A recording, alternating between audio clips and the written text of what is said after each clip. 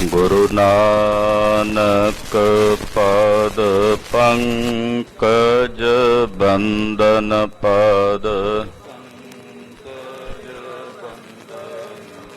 सिमरो अंगद दुख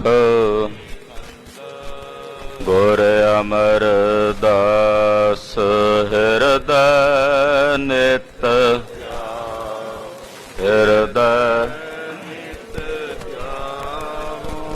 श्री गुरु रामदास गुण गुरु अर्जन बिघनन के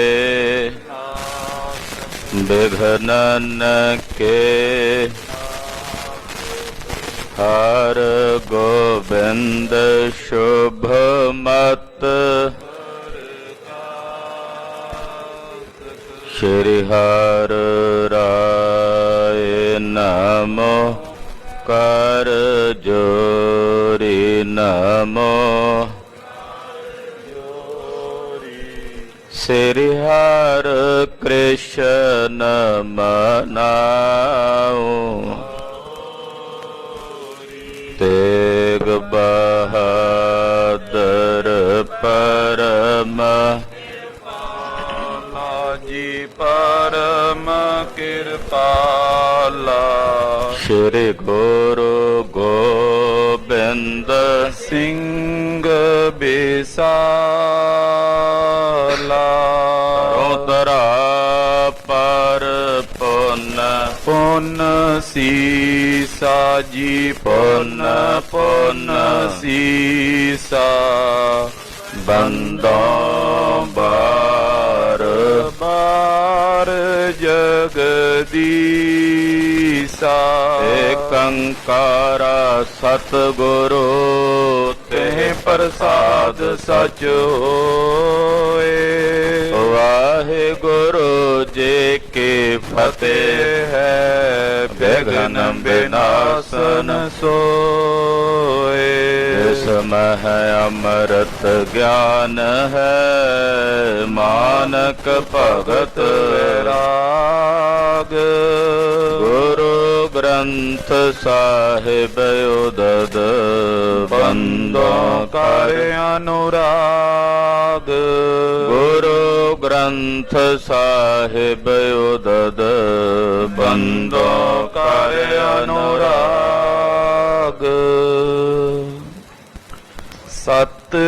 सतनाम श्री वाहिगुरु साहिब जीओ दोहरा जुग लोकन सुख दात ले सावण मलहर खाए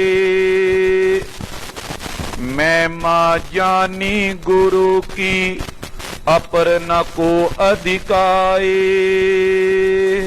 वाहिगुरु जी का खालसा वाहिगुरु जी की फतेह। परम सम्मान ते सत्कार योग गुरु की साजी और नवाजी हुई गुरु का खास रूप गुरु खालसा साध संगत जीओ वड्डियां भागां वाले हो संध्या वेले दे सजे हुए दीवाना च गुरु चरना च हाजरियां भर के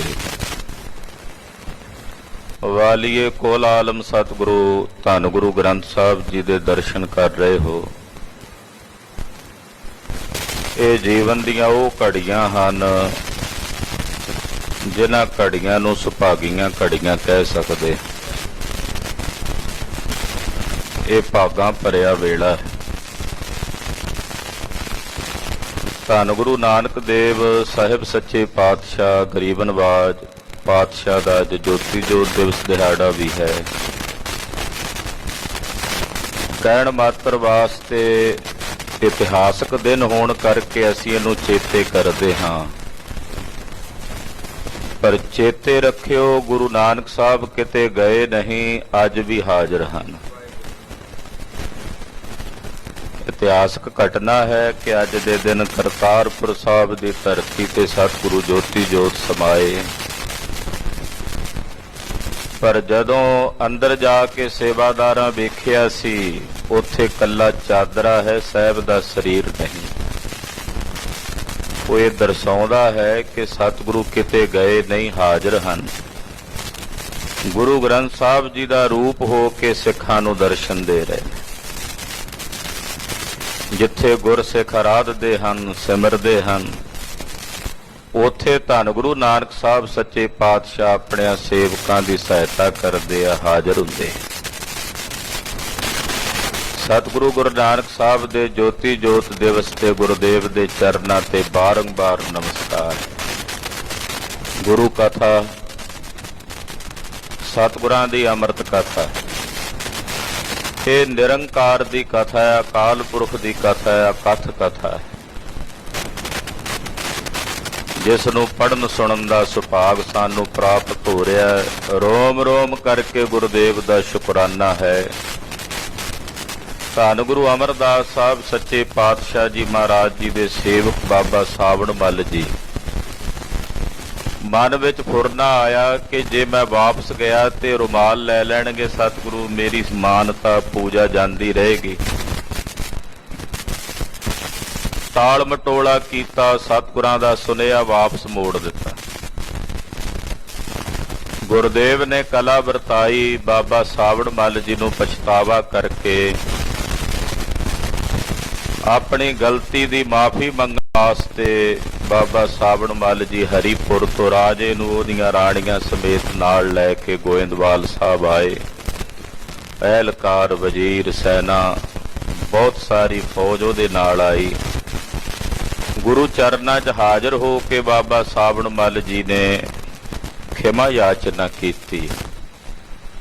ਮਹਾਰਾਜ, ਬੱਚੇ ਭੂਲ ਵਿਗਾੜ ਹੁੰਦੇ ਐ, ਤੁਸੀਂ ਗੁਰਦੇਵ ਹੋ, ਪਿਤਾ ਹੋ, ਆਪ ਜੀ ਬਖਸ਼ਣਹਾਰ ਹੋ, ਬਖਸ਼ ਲੈਣਾ। ਗਰੀਬ ਨਵਾਜ ਜੀ ਨੇ ਕਿਰਪਾ ਦੇ ਘਰ ਵਿੱਚ ਆ ਕੇ ਬਾਬਾ ਸਾਵਣ ਮੱਲ ਜੀ ਤੇ ਤਰਸ ਕੀਤਾ। ਹੰਕਾਰ ਦੂਰ ਕਰਕੇ ਹਿਰਦੇ ਵਿੱਚ ਆਤਮ ਸਵਰੂਪ ਦਾ ਸਾਖਸ਼ਾਤਕਾਰ ਕਰ ਦਿੱਤਾ। ਆਖਿਆ, ਸਾਵਣ ਮੱਲ, ਹਰੀਪੁਰ ਦੀ ਸਾਰੀ ਮੁਖਤਿਆਰੀ ਤੇਰੀ ਹੈ। ਉੱਥੇ ਤੁਸਾਂ ਨੇ ਗੁਰੂ ਕੀ ਸਿੱਖੀ ਦਾ ਪ੍ਰਚਾਰ ਪ੍ਰਸਾਰ ਕਰਨਾ, ਤੁਸੀਂ ਉੱਥੋਂ ਦੇ ਮੁਖੀਏ ਹੋ, ਆਗੂ ਹੋ। 22 ਮੰਜੀਆਂ ਚੋਂ ਇੱਕ ਮੰਜੀ ਬਾਬਾ ਸਾਵਣ ਮੱਲ ਜੀ ਨੂੰ ਪ੍ਰਚਾਰਕ ਵਜੋਂ ਮਹਾਰਾਜ ਜੀ ਨੇ ਬਖਸ਼ਿਸ਼ ਕੀਤੀ।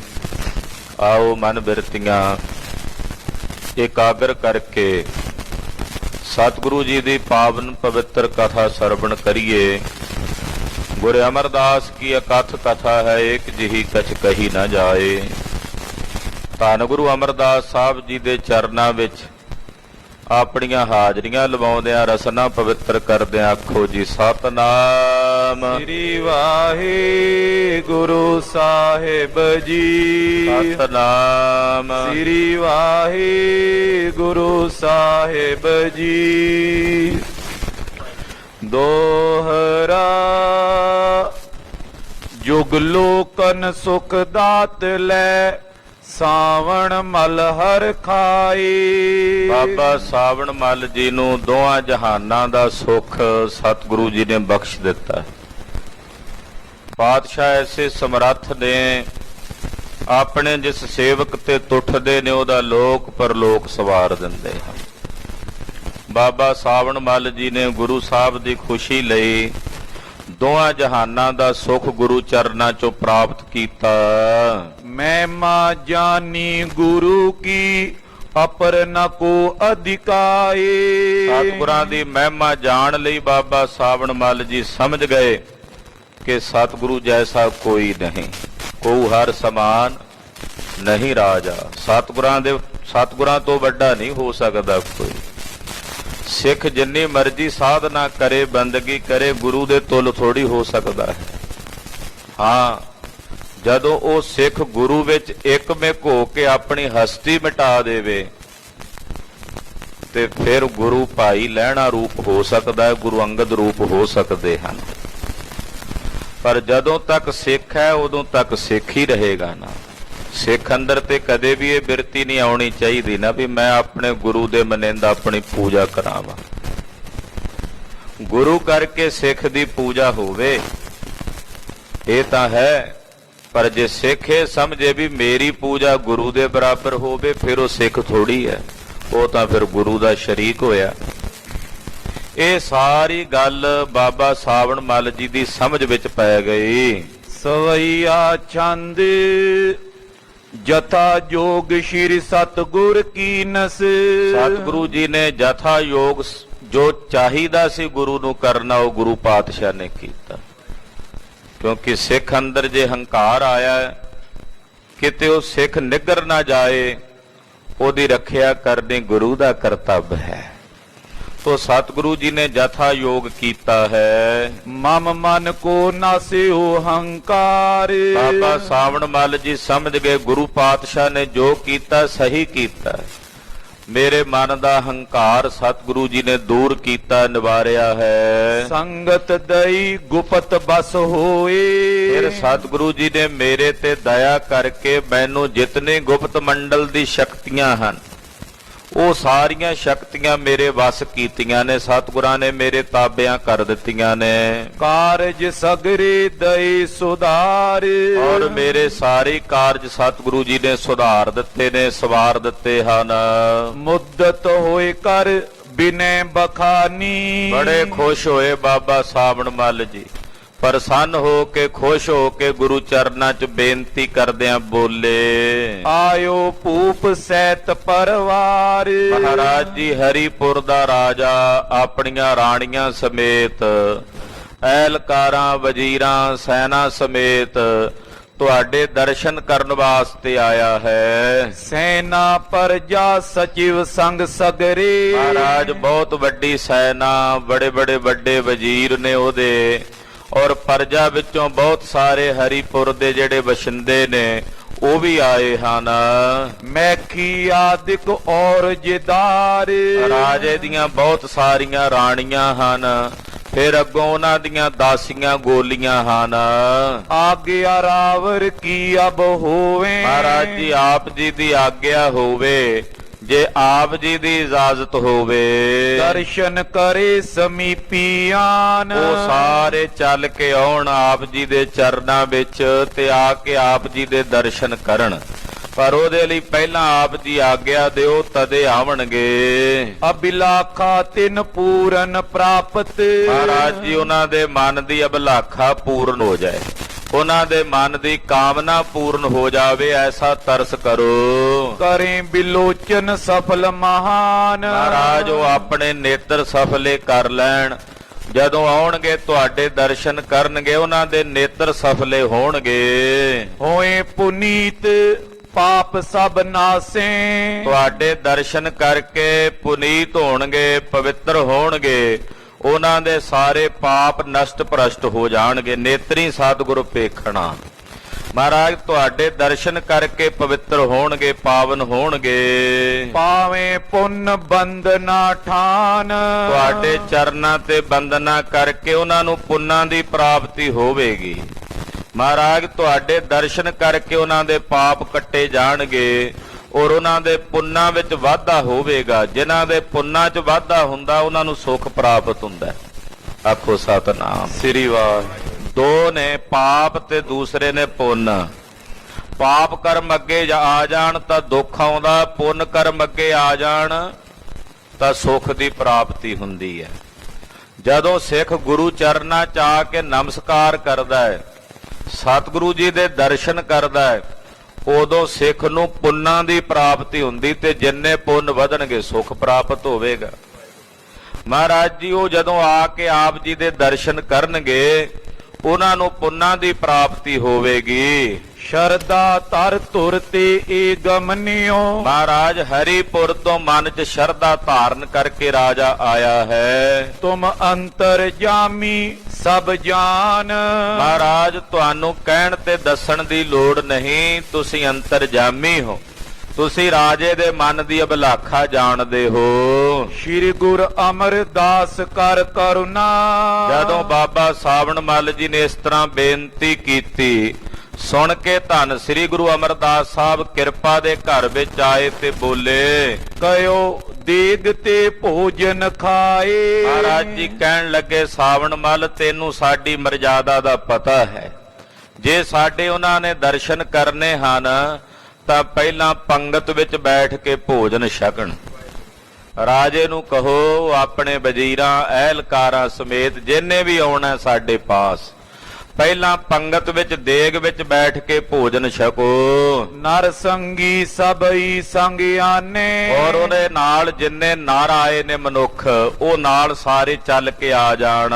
ਇਸਤਰੀ ਰੂਪ ਨਾਵਨ ਪਾਏ। ਪਰ ਹਾਂ, ਜਿਹੜੀਆਂ ਰਾਜੇ ਦੀਆਂ ਰਾਣੀਆਂ ਨੇ ਉਹਨਾਂ ਨੂੰ ਸਾਡੇ ਕੋਲ ਆਉਣ ਦੀ ਆਗਿਆ ਨਹੀਂ ਹੈ।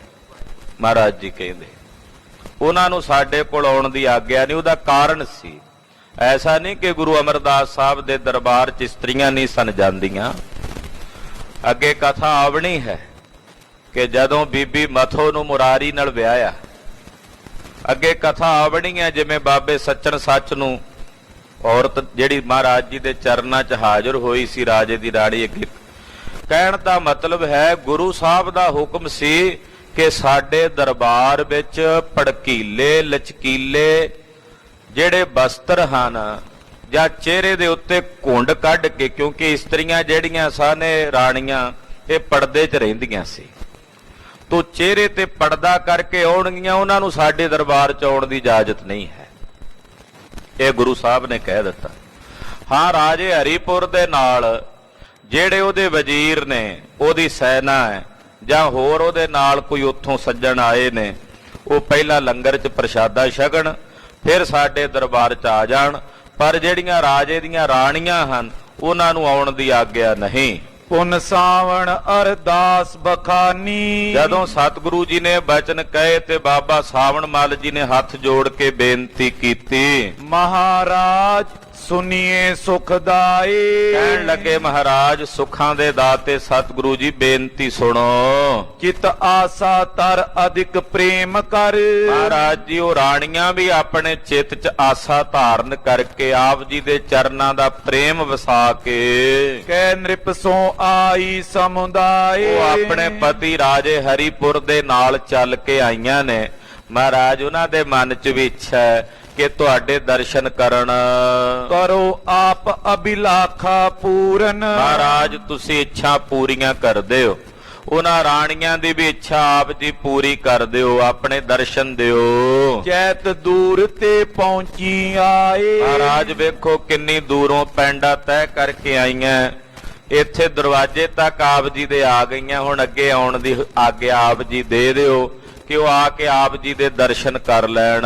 ਹੋਏ ਨਿਰਾਸ ਬਿਨ ਦਰਸ਼ਨ ਗਮਨੇ। ਤੇ ਜੇ ਤੁਹਾਡੇ ਉਹਨਾਂ ਨੂੰ ਦਰਸ਼ਨ ਨਾ ਹੋਏ, ਤੁਹਾਡੇ ਦਰਸ਼ਨਾਂ ਤੋਂ ਬਿਨਾਂ ਜੇ ਉਹ ਵਾਪਸ ਜਾਣਗੀਆਂ ਤਾਂ ਉਹਨਾਂ ਦਾ ਮਨ ਉਦਾਸ ਹੋਵੇਗਾ ਕਿ ਸਾਨੂੰ ਸਤਿਗੁਰਾਂ ਦੇ ਦਰਸ਼ਨ ਨਹੀਂ ਹੋਏ। ਬਹੁਤ ਬਿਸੂਰੇਂਗੇ ਦੁੱਖ ਪਾਏ। ਉਹ ਮਨ 'ਚ ਝੁਰਨਗੀਆਂ, ਮਨ 'ਚ ਪਛਤਾਵਾ ਕਰਨਗੀਆਂ। ਦਇਆ ਕਰਨ ਕੋ ਬਿਰਦ ਸੰਭਾਰੋ। ਮਹਾਰਾਜ ਤੁਹਾਡਾ ਬਿਰਦ ਆ ਦਇਆ ਕਰਨੀ। ਆਪ ਜੀ ਆਪਣੇ ਦਇਆ ਕਰਨ ਵਾਲੇ ਬਿਰਦ ਦੀ ਸੰਭਾਲ ਕਰੋ। ਆਇਸ ਦਿਓ ਸਕਲ ਦਰਸਾਏ। ਮਹਾਰਾਜ ਆਪ ਜੀ ਆਗਿਆ ਦਿਓ ਕਿ ਚੱਲ ਕੇ ਉਹ ਸਾਰੀਆਂ ਆਵਣ ਤੇ ਤੁਹਾਡੇ ਦਰਸ਼ਨ ਕਰਨ। ਧਰੇ ਪਾਵਨੀ ਸਕਲ ਪਾਮਨੀ। ਮਹਾਰਾਜ ਉਹ ਸਾਰੀਆਂ ਰਾਣੀਆਂ ਅੱਗੇ ਉਹਨਾਂ ਦੀਆਂ ਜਿਹੜੀਆਂ ਦਾਸੀਆਂ ਨੇ ਉਹ ਸਭ ਮਨ 'ਚ ਭਾਵਨਾ ਰੱਖਦੀਆਂ ਨੇ, ਆਪ ਜੀ ਦੇ ਦਰਸ਼ਨ ਕਰਨਾ ਚਾਹੁੰਦੀਆਂ ਹਨ। ਗੁਰ ਜੀ ਪਠਵੋ ਤਿਨੇ ਬੁਲਾਏ। ਮਹਾਰਾਜ ਜੀ ਆਪ ਜੀ ਹੁਕਮ ਕਰ ਦਿਓ, ਆਗਿਆ ਦੇ ਦਿਓ ਵੀ ਉਹ ਵੀ ਆ ਜਾਣ ਤੁਹਾਡੇ ਦਰਬਾਰ ਵਿੱਚ। ਤਬ ਸਤਿਗੁਰ ਆਏ ਸੇ ਮਕੀਨਸ। ਇਹ ਸੁਣ ਕੇ ਬਾਬਾ ਸਾਵਣ ਮੱਲ ਜੀ ਦੀ ਬੇਨਤੀ ਫਿਰ ਸਤਿਗੁਰੂ ਜੀ ਨੇ ਆਗਿਆ ਦਿੱਤੀ। ਜਿਤਕ ਭਾਰ ਜਾ ਨ੍ਰਿਪ ਕੀ ਹੋਏ। ਆਖਿਆ ਕਿ ਜਿੰਨੀਆਂ ਰਾਜੇ ਹਰੀਪੁਰ ਦੀਆਂ ਰਾਣੀਆਂ ਹਨ, ਦਾਸੀ ਆਦ ਅਪਰ ਜੇ ਦਾਰਾ। ਫਿਰ ਅੱਗੇ ਉਹਨਾਂ ਦੀਆਂ ਦਾਸੀਆਂ ਵੀ ਨੇ। ਰਾਜਿਆਂ ਦੇ ਕਈ ਕਈ ਵਿਆਹ ਹੁੰਦੇ, ਕਈ ਕਈ ਰਾਣੀਆਂ ਹੁੰਦੀਆਂ ਸੀ। ਮਹਾਰਾਜ ਕਹਿੰਦੇ ਜਿੰਨੀਆਂ ਉਹਦੀਆਂ ਰਾਣੀਆਂ, ਫਿਰ ਇੱਕ ਇੱਕ ਰਾਣੀ ਦੀਆਂ ਅੱਗੋਂ 5-5 4-4 ਗੋਲੀਆਂ ਵੀ ਹੋਣਗੀਆਂ। ਉਹ ਜਿੰਨੀਆਂ ਵੀ ਹਨ ਰੰਗਦਾਰ ਅੰਬਰ ਲੈ ਜੋਏ। ਉਹਨਾਂ ਸਭ ਨੂੰ ਕਹਿ ਦਿਓ ਵੀ ਕਿਸੇ ਨੇ ਆਪਣੇ ਤਨ ਤੇ ਚਮਕੀਲੇ ਭੜਕੀਲੇ ਕੱਪੜੇ ਨਹੀਂ ਪਹਿਨਣੇ, ਰੰਗਦਾਰ।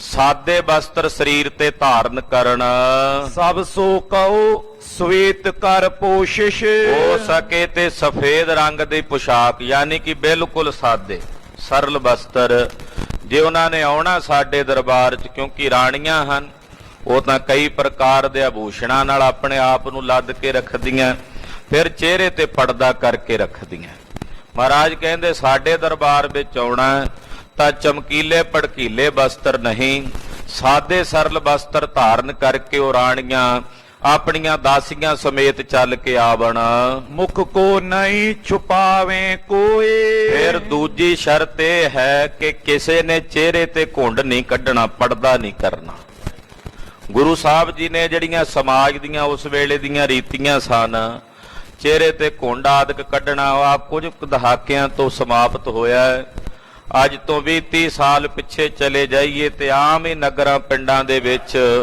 ਚਿਹਰੇ ਤੇ ਘੁੰਡ ਆਦਿਕ ਕੱਢਣ ਦੀ ਪ੍ਰਥਾ ਲੋਕਾਂ ਵਿੱਚ ਵੇਖਣ ਚ ਆਉਂਦੀ ਸੀ ਗੁਰੂ ਸਾਹਿਬ ਜੀ ਨੇ ਗੁਰੂ ਦਰਬਾਰ ਦੇ ਵਿੱਚ ਆ ਕੇ ਬੈਠਣ ਦਾ ਬਰਾਬਰ ਦਾ ਰੁਤਬਾ ਇਸਤਰੀਆਂ ਨੂੰ ਵੀ ਦਿੱਤਾ ਹੈ ਨਰਾਂ ਨੂੰ ਵੀ ਦਿੱਤਾ ਹੈ ਕਿ ਇਸਤਰੀਆਂ ਆਪਣੇ ਚਿਹਰੇ ਤੇ ਪਰਦਾ ਕਰਕੇ ਗੁਰੂ ਦਰਬਾਰ 'ਚ ਨਾ ਆਵਣ ਮਹਾਰਾਜ ਜੀ ਦੇ ਪਾਵਨ ਦਰਬਾਰ ਦੇ ਵਿੱਚ ਜਦੋਂ ਹਾਜ਼ਰ ਹੋਣਾ ਹੈ ਪ੍ਰੇਮ ਸਹਿਤ ਭਾਵਨਾ ਸਹਿਤ ਸਾਦੇ ਸਰਲ ਵਸਤਰ ਧਾਰਨ ਕਰਨ ਫਿਰ ਆ ਕੇ ਗੁਰੂ ਚਰਨਾਂ ਵਿੱਚ ਬੈਠਣ ਇਹ ਬਰਾਬਰਤਾ ਗੁਰਦੇਵ ਨੇ ਦਿੱਤੀ ਸਤੀ ਪ੍ਰਥਾ ਵੀ ਸੀ ਖਾਲਸਾ ਜੀ ਉਹਨਾਂ ਦਿਨਾਂ 'ਚ ਇਸਤਰੀਆਂ ਪਤੀ ਨਾਲ ਸਤੀ ਹੁੰਦੀਆਂ ਸਨ ਗੁਰੂ ਅਮਰਦਾਸ ਸਾਹਿਬ ਜੀ ਨੇ ਉਹਦਾ ਵੀ ਖੰਡਨ ਕੀਤਾ ਵਿਧਵਾ ਇਸਤਰੀਆਂ ਦੁਬਾਰਾ ਸ਼ਾਦੀ ਨਹੀਂ ਸਨ ਕਰਾ ਸਕਦੀਆਂ ਮਹਾਰਾਜ ਜੀ ਨੇ ਉਹ ਵੀ ਸਮਾਜ ਦੀ ਜਿਹੜੀ ਬਿਰਤੀ ਸੀ ਉਹ ਖੰਡਨ ਕੀਤੀ ਤੋ ਕਹਿਣ ਤੋਂ ਭਾਵ ਇਸਤਰੀ ਜਾਤੀ ਦਾ ਉਥਾਨ ਗੁਰੂ ਅਮਰਦਾਸ ਸਾਹਿਬ ਜੀ ਨੇ ਕੀਤਾ ਬਕਾਇਦਾ ਜੇ 22 ਮੰਜੀਆਂ ਪ੍ਰਚਾਰਕਾਂ ਨੂੰ ਦਿੱਤੀਆਂ ਤੇ ਮਹਾਂਪੁਰਸ਼ ਦੱਸਦੇ ਐ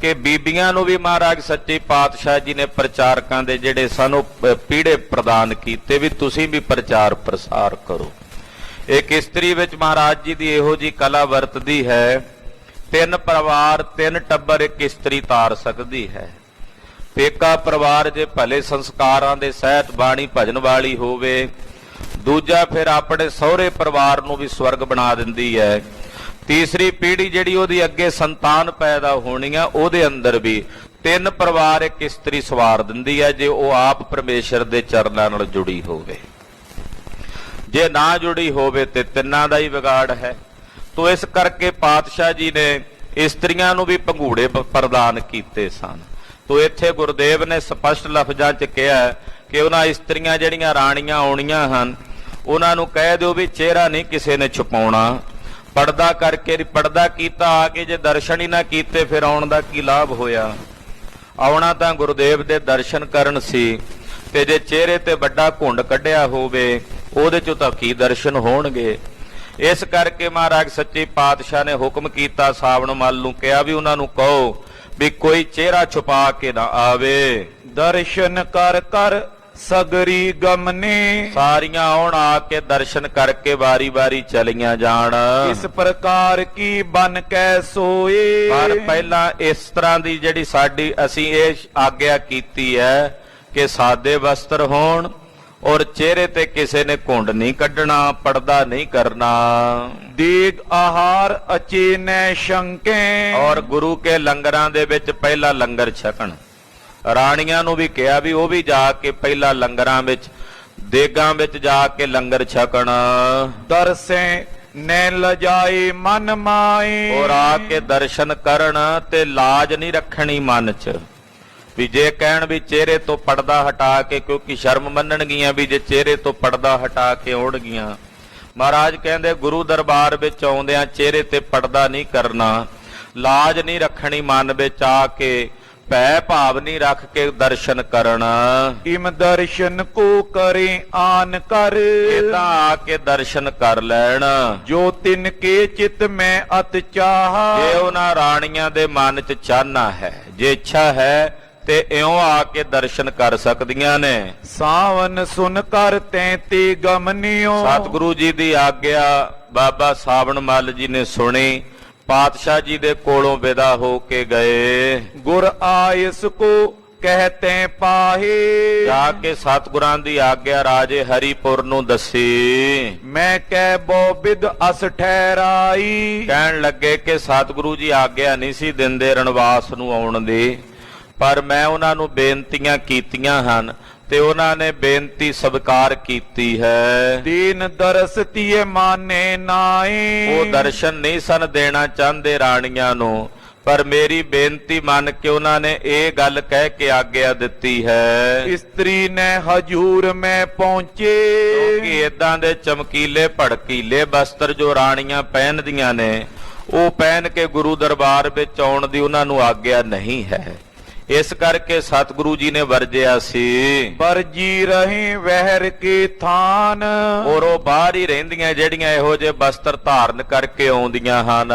ਨਮੋ ਕਰਤ ਬਿਨ ਦੇਖਨ ਤੇ ਸਭ। ਤੇ ਉਹ ਹੁਣ ਜਦੋਂ ਬਾਹਰੋਂ ਹੀ ਨਮਸਕਾਰ ਕਰਦੀਆਂ, ਫਿਰ ਉਹ ਅੰਦਰ ਆਉਣ ਦੀ ਉਹਨਾਂ ਨੂੰ ਇਜਾਜ਼ਤ ਨਹੀਂ ਹੁੰਦੀ। ਤੁਮ ਕੋ ਇਸ ਬਿਦ ਕੀਨ ਬਖਾਨ।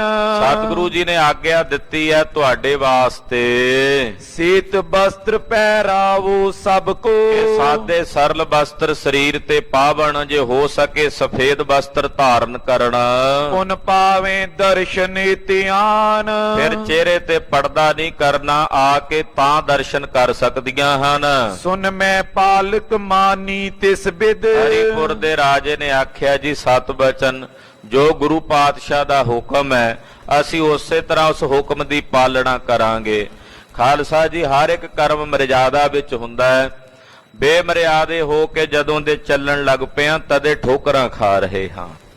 ਗੁਰੂ ਪਾਤਸ਼ਾਹ ਨੇ ਹਰ ਇੱਕ ਪ੍ਰਕਾਰ ਦੀ ਮਰਿਆਦਾ ਬੰਨੀ ਹੈ, ਖਾਣ ਦੀ, ਪਹਿਨਣ ਦੀ, ਬੋਲਣ ਦੀ, ਵਿਚਰਨ ਦੀ। ਸਾਨੂੰ ਮਰਿਆਦਾ ਵਿੱਚ ਰੱਖਿਆ, ਬੇਲਗਾਮੇ ਨਹੀਂ ਛੱਡਿਆ ਹੋਇਆ ਸਤਿਗੁਰਾਂ ਨੇ।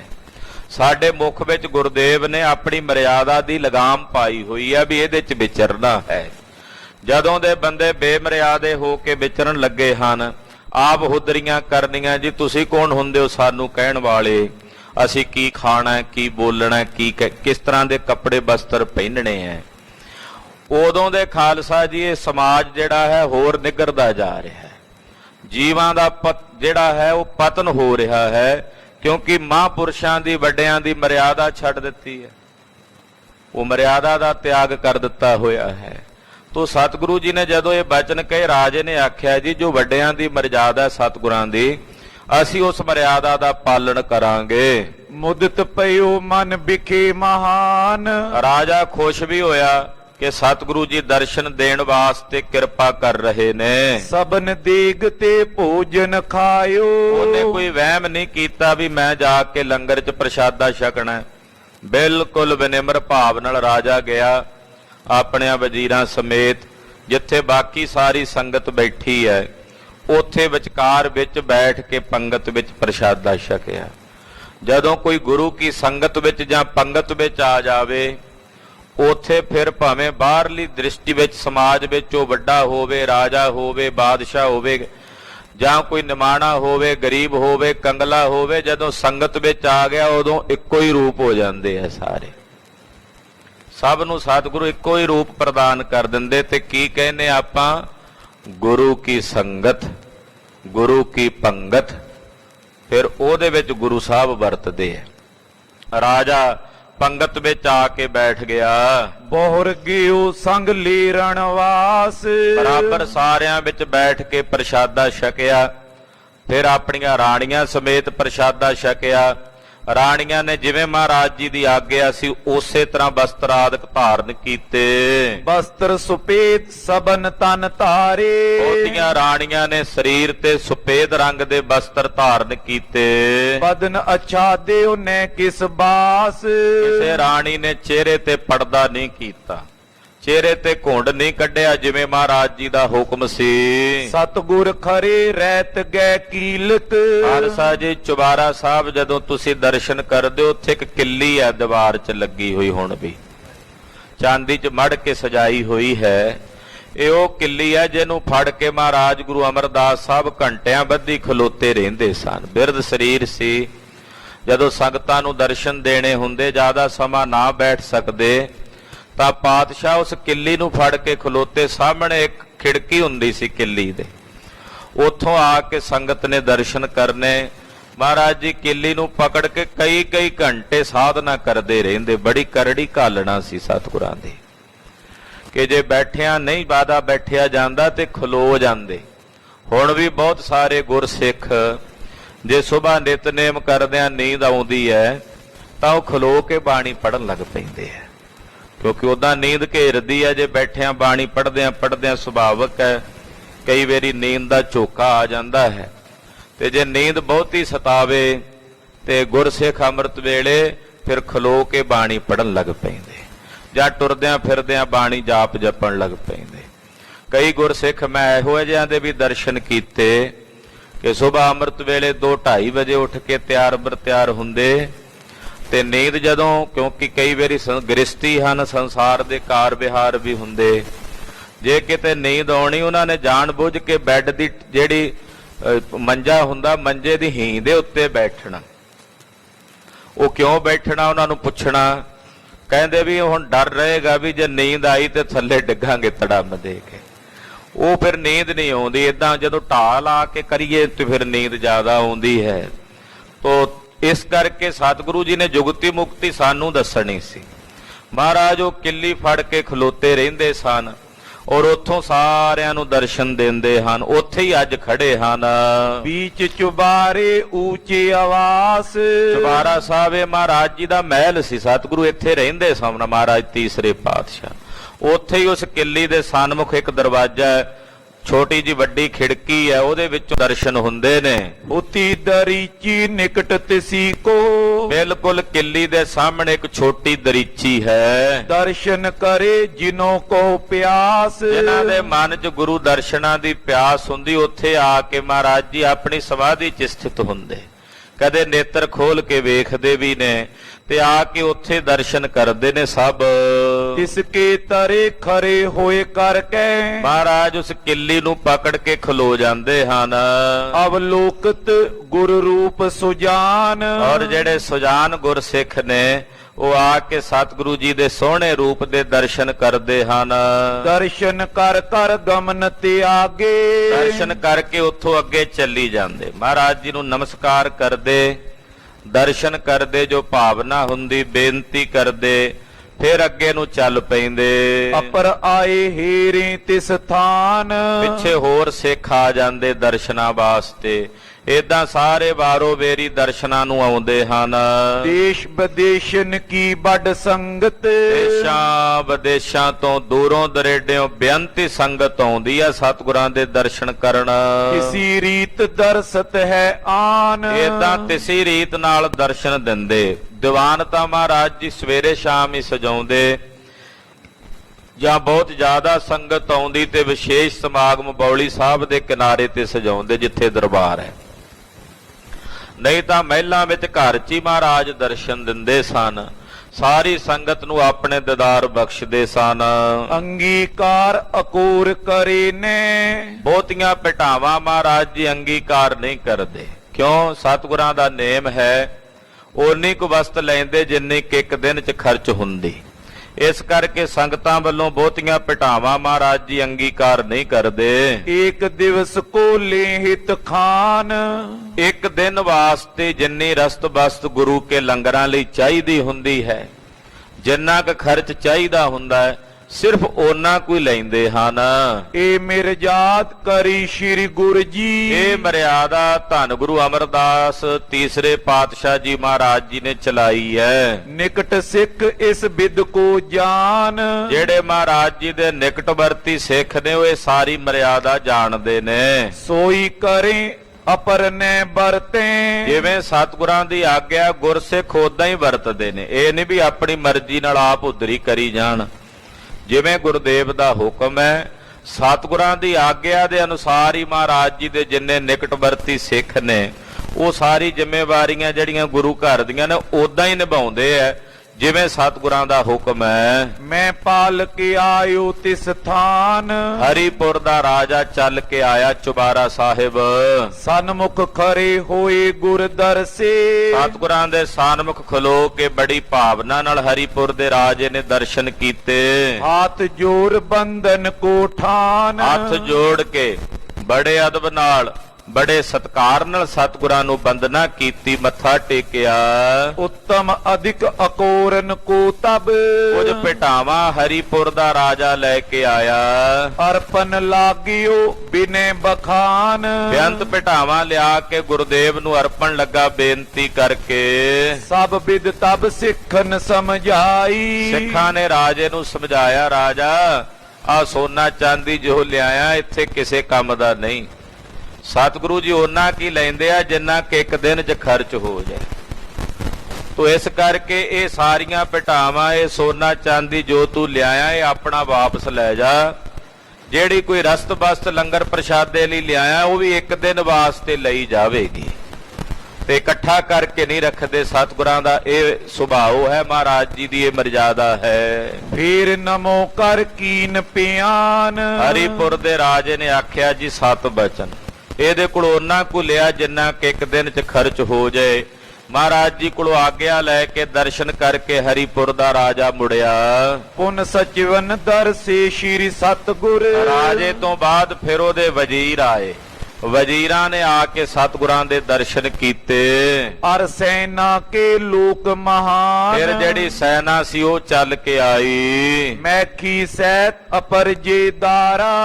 ਜਦੋਂ ਇਹ ਸਾਰੇ ਦਰਸ਼ਨ ਕਰ ਹਟੇ ਫਿਰ ਰਾਣੀਆਂ ਆਈਆਂ। ਮੈਖੀ ਕਹਿੰਦੇ ਨੇ ਰਾਣੀਆਂ ਨੂੰ, ਹਰੀਪੁਰ ਦੇ ਰਾਜੇ ਦੀਆਂ ਰਾਣੀਆਂ। ਫਿਰ ਅੱਗੋਂ ਉਹਨਾਂ ਦੀਆਂ ਜਿਹੜੀਆਂ ਦਾਸੀਆਂ ਨੇ ਬਿਸਤ ਬਸਤਰ ਜੁਤ ਬੰਧਨ ਠਾਨ। ਉਹਨਾਂ ਸਾਦੇ ਸਰਲ ਵਸਤਰ ਸਰੀਰ ਤੇ ਧਾਰਨ ਕੀਤੇ, ਸਫੇਦ ਰੰਗ ਦੇ ਆਈਆਂ ਹਨ।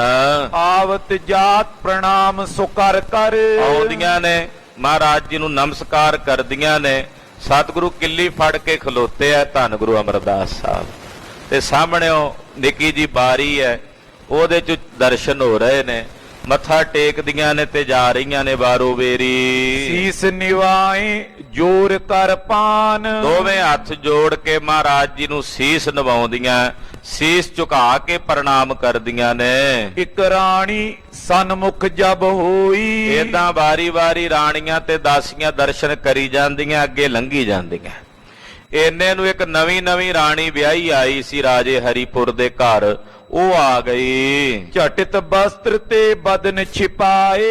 ਜਦੋਂ ਉਹ ਆਈ ਨਾ ਸਤਿਗੁਰਾਂ ਦੇ ਸਨਮੁਖ, ਇੱਕਦਮ ਉਹ ਨਵੀਂ ਵਿਆਹੀ ਸੀ, ਉਹਨੂੰ ਲਾਜ ਸੀ, ਉਹਨੇ ਇੱਕਦਮ ਆਪਣੇ ਚਿਹਰੇ ਤੇ ਪਰਦਾ ਕਰ ਲਿਆ। ਮਹਾਰਾਜ ਜੀ ਨੂੰ ਵੇਖ ਕੇ ਚਿਹਰੇ ਤੇ ਘੁੰਡ ਕੱਢ ਲਿਆ, ਪਰਦਾ ਕਰ ਲਿਆ, ਇੱਕਦਮ ਪਰਦਾ ਚਿਹਰੇ ਤੇ ਕਰਕੇ। ਹੋਤੀ ਨਵੀਨ ਲਾਜ ਉਰਛਾਈ। ਉਹ ਨਵੀਂ ਵਿਆਹੀ ਆਈ ਸੀ ਹਰੀਪੁਰ ਦੇ ਰਾਜੇ ਦੇ ਘਰ, ਇਸ ਕਰਕੇ ਉਹਦੇ ਅੰਦਰ ਕੁਝ ਲਾਜ ਸੀ। ਮਤ ਬਿਨ ਗੁਰ ਬਚਨ ਨਾ ਸਿਮਰਾਏ। ਤੇ ਇਹਨੇ ਸਤਿਗੁਰਾਂ ਦਾ ਬਚਨ ਭੁਲਾ ਦਿੱਤਾ ਵੀ ਗੁਰੂ ਸਾਹਿਬ ਨੇ ਕਿਹਾ ਸੀ ਚਿਹਰੇ ਤੇ ਪਰਦਾ ਨਹੀਂ ਕਰਨਾ ਜਿਹਨੇ ਆਉਣਾ ਸਾਡੇ ਕੋਲੇ, ਘੁੰਡ ਨਹੀਂ ਕੱਢਣਾ ਗੁਰੂ ਦਰਬਾਰ ਵਿੱਚ, ਇਹ ਮਰਿਆਦਾ ਨਹੀਂ ਹੈ। ਤੋ ਉਸ ਵਕਤ ਉਹਨੇ ਉਹ ਗੁਰੂ ਸਾਹਿਬ ਦਾ ਬਚਨ ਜਿਹੜਾ ਸੀ ਉਹ ਭੁਲਾ ਦਿੱਤਾ, ਇੱਕਦਮ ਚਿਹਰੇ ਤੇ ਘੁੰਡ ਕੱਢ ਲਿਆ। ਤਿਸ ਕੀ ਦਿਸ਼ੀ ਅਵਲੋਕਨ ਕਰਕੇ। ਧੰਨ ਗੁਰੂ ਅਮਰਦਾਸ ਸਾਹਿਬ ਜੀ ਨੇ ਉਸ ਰਾਣੀ ਵੱਲ ਵੇਖਿਆ। ਸਤਿਗੁਰ ਬੋਲੇ ਸਹਿਜ ਸੁਭਾਏ। ਸੁੱਤੇ ਸਿੱਧ ਸੁਭਾਵਕ ਕੀ ਮੇਰੇ ਪਾਤਸ਼ਾਹ ਜੀ ਬੋਲੇ। ਏ ਕਮਲੀ ਕਿਸ ਕਾਰਨ ਆਈ। ਮਹਾਰਾਜ ਜੀ ਕਹਿੰਦੇ ਕਮਲੀਏ ਤੂੰ ਕਾਹਨੂੰ ਆਉਣਾ ਸੀ ਜੇ ਸਾਡੇ ਦਰਸ਼ਨ ਨਹੀਂ ਸਨ ਕਰਨੇ। ਸੁਭਾਵਕ ਕੀ ਸੁੱਤੇ ਸਿੱਧ ਨਹੀਂ, ਜਿਵੇਂ ਕੋਈ ਰਸਨਾ ਤੋਂ ਬਚਨ, ਕੋਈ ਸ਼ਰਾਬ ਨਹੀਂ ਸੀ, ਕੋਈ ਕਰਮ ਸੀ ਉਹ ਰਾਣੀ ਦਾ ਮਾੜਾ, ਉਹਦੇ ਅੱਗੇ ਆਉਣਾ ਸੀ, ਉਹਦਾ ਫਲ ਉਹਨੂੰ ਮਿਲਣਾ ਸੀ। ਕਹਿਣ ਲੱਗੇ ਮਹਾਰਾਜ ਸੱਚੇ ਪਾਤਸ਼ਾਹ ਕਹਿਣ ਲੱਗੇ ਕਮਲੀਏ ਜੇ ਤੂੰ ਦਰਸ਼ਨ ਨਹੀਂ ਸਨ ਕਰਨੇ, ਪਰਦਾ ਹੀ ਕਰਨਾ ਸੀ ਚਿਹਰੇ ਤੇ, ਫਿਰ ਕਾਹਨੂੰ ਆਈ। ਜੇ ਹਮਰੋ ਦਰਸ਼ਨ ਨੈ ਪਾਏ। ਜੇ ਤੈਨੂੰ ਸਾਡੇ ਦਰਸ਼ਨ ਪਾਉਂਦੇ ਹੀ ਨਹੀਂ, ਚੰਗੇ ਹੀ ਨਹੀਂ ਲੱਗਦੇ, ਤੇ ਫਿਰ ਕਿਉਂ ਆਈ ਐ। ਤਤ ਛਿਨ ਸੁਧ ਬੁੱਧ ਨਾਸ਼ ਭਈ ਤਿਸ। ਹੁਣ ਪਾਰ ਬ੍ਰਹਮ ਪਰਮੇਸ਼ਰ ਦੀ ਰਸਨਾ ਤੋਂ ਬੋਲ ਸੁਭਾਵਕ ਹੀ ਹੋਇਆ। ਇਹ ਸ਼ਰਾਬ ਨਹੀਂ ਕਹਿ ਸਕਦੇ ਇਹਨੂੰ, ਇਹ ਉਹਦੇ ਕਰਮ ਦਾ ਫਲ ਉਹਨੂੰ ਮਿਲ ਗਿਆ, ਕਿਉਂਕਿ ਕਰਮਾਂ ਦਾ ਹੀ ਫਲ ਮਿਲਦਾ ਨਾ ਜੀਵ ਨੂੰ, ਜੈਸੇ ਜੈਸੇ ਕਿਸੇ ਦੇ ਕਰਮ। ਕਹਿੰਦੇ ਉਸੇ ਵੇਲੇ ਹੀ ਉਹ ਕਮਲੀ ਹੋ ਗਈ, ਉਸੇ ਵਕਤ ਹੀ ਉਹ ਬੇਸੁੱਧ ਹੋ ਗਈ। ਵਸਤਰ ਉਤਾਰਤ ਦੀਏ ਬਗਾਏ। ਉਹਨੇ ਸਿਰ ਤੋਂ ਚੁੰਨੀ ਵਗਾ ਕੇ ਪਰੇ ਮਾਰੀ, ਪਰਦਾ ਪਾਸੇ ਕੀਤਾ ਤੇ ਇੱਕਦਮ ਦੌੜ ਭੱਜ ਕਰਨ ਲੱਗੀ। ਤਾਏ ਅਚਾਨਕ ਗਹੀ ਵੈਰ ਕੋ। ਉਹਨੂੰ ਫੜਦੇ ਉਹ ਕਿਸੇ ਦੇ ਕਾਬੂ ਨਹੀਂ ਆਉਂਦੀ। ਸਭ ਨੂੰ ਵੱਢਣ ਪੈਂਦੀ, ਕੱਟਣ ਪੈਂਦੀ ਤੇ ਬਾਹਰ ਨੂੰ ਦੌੜ ਗਈ। ਮਾਨਵ ਘੇਰ ਰਹੇ ਸਮੁਦਾਏ, ਬਥੇਰਾ ਉਹਨੂੰ ਘੇਰਾ ਪਾਉਂਦੇ ਪਰ ਕਿਸੇ ਦੇ ਕਾਬੂ ਨਹੀਂ ਆਉਂਦੀ। ਨਿਰਪਤ ਬਿਰਤਾਂਤ ਸੁਨਿਓ ਗੁਰ ਬਚ ਕੋ, ਉਹ ਬਾਹਰ ਨੂੰ ਹੀ ਨਿਕਲ ਗਏ।